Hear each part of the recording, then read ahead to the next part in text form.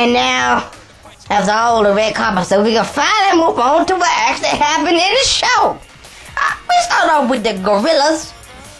And though I can appreciate my animated brothers getting some shine, it threw me the hell off. I mean, I was honestly scratching my nuts in confusion, but it was a good look for De La Soul nonetheless. I've been hoping it was going to bust out a few verses from my buddy, you know, because Queen Latifah was there. I don't think the Young Brothers was there, but they could have done 3 or 4 verses regardless.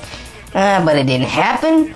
And after they was done, eventually Madonna made her way out to the stage to do some song I had never heard of. I mean, let me say this. Yoga is working for her. Her buns, and they hanging out right there. You see a little crease? That's a buns crease. Her buns creases are in pretty good shape. And as a buns crease lover and just the overall buns lover, I can appreciate that. Yoga's working for her. There's a little makeup back here. But her high part, for the most part, are in pretty outstanding shape. But other than that, we can just go ahead and move on. Now, the Grammys made a calculated error by allowing Stevie Wonder and Alicia Keys to be the first presenters. Now, you can't give Stevie a script. Stevie's gonna say what he wants to say, and there's nothing you can do about it. It's Stevie Wonder. So they just start winging it like they were in a house or something before they start singing High Ground. And I know it wasn't planned, but he is Stevie Wonder. You gotta put Stevie in the middle of the show, give him some boundaries. Otherwise, you just don't know what you're gonna get. And then we move on to our first performance from Coldplay. Right along. Well, the next performance I actually paid attention to was from John Legend. And whoever's producing these, you know, stop with the black and white. It doesn't make it more emotional. It doesn't. This is an old song to us colored folks. We liked it months ago. I know y'all was just catching on to it later on, but just keep it in one color. It does nothing for the show. And at this point, I'll be honest with you, I'm starting to lean, starting out way bored. And then U2 comes to the stage, and I'm still leaning because I have no idea what they're singing. But then Mary comes out to just save me from turning on another rerun of Flavor of Love on Vid. Now, I don't know what this song is. I have no clue. Not the first one, not the second one. But it's Mary. So it doesn't matter what the words are. You know, the more emotional she got, the more emotional I got. I didn't know what she was talking about. But when she was getting emotional, I was getting emotional.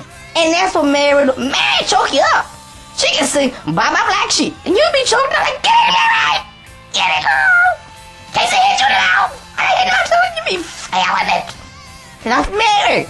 So at least the Grammys gave me something to work with, because I was getting bored. Well, up next was Kelly Clarkson, and let me say this about Kelly. Give me 7 strong minutes. Me and my little soldiers will secure our future. She is gonna have hits for the next 5 to 10 years. I would like it to hear now.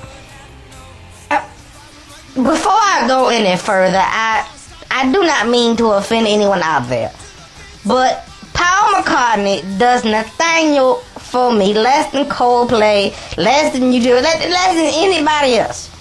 Does he have any new tunes? I know he's the great Paul from the Beatles, but you know what? Let me bring it closer to home. Let's say you were watching the BET Awards. And then all of a sudden, out the clear blue sky, they let Lionel Richie come on stage, not as a tribute, just for the hell of it, and let him do Dance on the Ceiling. You'd ask yourself, why? Why here? Why now? I mean, Lionel was in the Commodores. I like the Commodores as much as I like the Beatles. There's no different. Now you understand. I don't get it, and I never ever will. Finally, a performance worth discussing with Miss Mariah Carey. Now, I have a new theory I've just been working out the last couple weeks. I think the size of and weight of her weave is constricting her throat And that's why damn near every time she performs on an award show, she sucks. I'm just not used to it. If the weave only came to here, she'd be a lot better off. Now, I don't think you can just not adjust to that. You need time to put that weave on your head and strengthen that nigga. She's all over the place. I mean, even the riffing, I was just embarrassed for her. Then, out the clear blue sky, she started to sing for Jesus, and amazingly, she sounded great. And Jesus turned it all around. And let me tell you something, Jesus will do that to you. I don't know if she was holding back or what, but at least she got it right when it was time to sing for church. And at least I know that the pipes on my ride still work. Without a doubt now, the funniest moment of the night came during the Sly and the Family Stone tribute.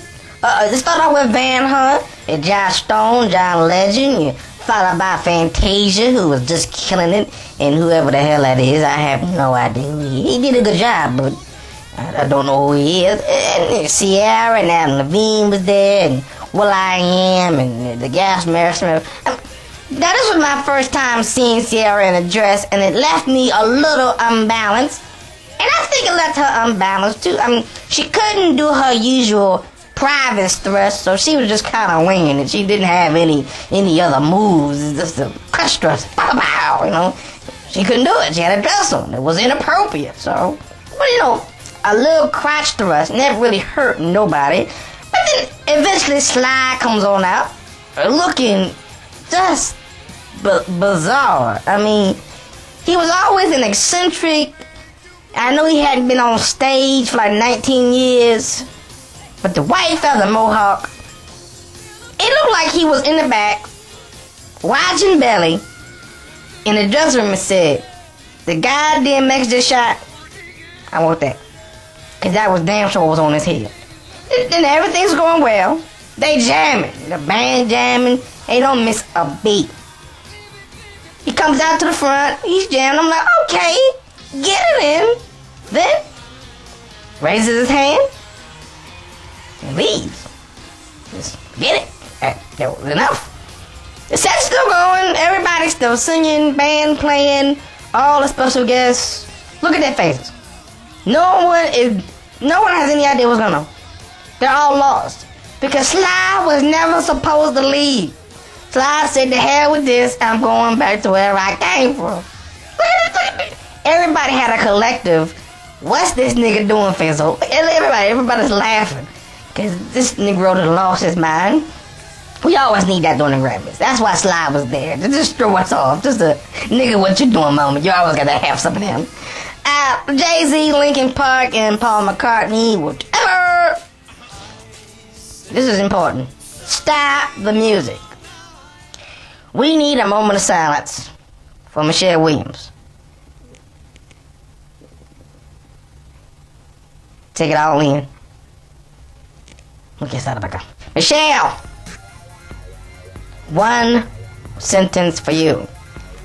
This is not the way you want to be remembered. Michelle Williams. Once again, this is not the way you want to be remembered. Okay? Okay? Thank you. And after about another 2 hours, finally another performance worth mentioning. Kanye, Jamie Foxx, along with the FAMU band, performing Gold Digger. And of course, with all this many colored people on stage, of course, it is the official winner of the Kareem the Groundhog VIdeo Maseterpiece Theater performance of the night. I must thank Kanye for at least getting some sisters up on the stage. Wait a minute. Here's the question, folks. Here is the question. What sorority did these girls come from? Nah, because the girl in the front didn't pass that paper bag test they got. Nah, because all their hair was done. Nah, give me a break. First of all, you can't have that many attractive Zetas in one place. You gotta separate them like the president and the vice president. You gotta spread them out, so it wasn't them. I could have sworn all their chapters were on probation, so I doubt it was. It turns out that it was some local dance team, like an adult Girl Scout group, something like that. And the five broke cats.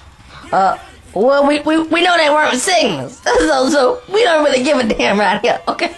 And Christina Aguilera's to round out the show.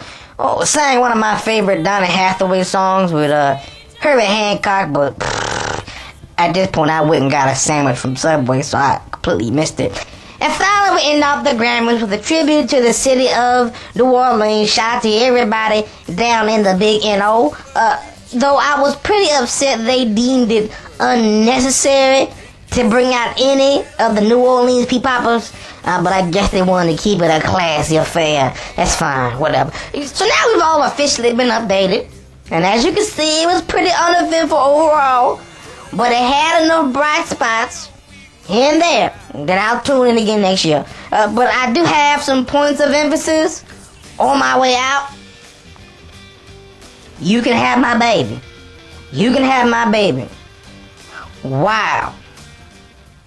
And if you forget anything else, don't strive to be like Jay-Z. Strive to be like Wong G.